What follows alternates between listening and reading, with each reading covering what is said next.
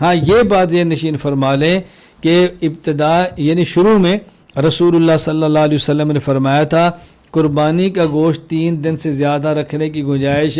نہیں، لیکن بعد میں آپ نے خود اجازت دے دی کہ تم 3 دن سے زیادہ قربانی کا گوشت رکھنا چاہو تو رکھ سکتے ہو۔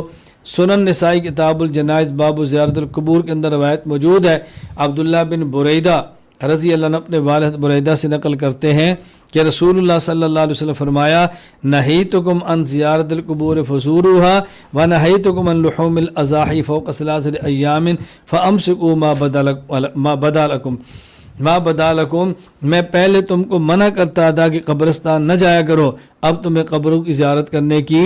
اجازت دیتا ہوں۔ پہلے میں نے تمہیں منع کیا تھا کہ 3 دن سے زائد قربانی کا گوشت نہ رکھو، اب اجازت دے تم جتنے دن چاہو اپنے گھر میں گوشت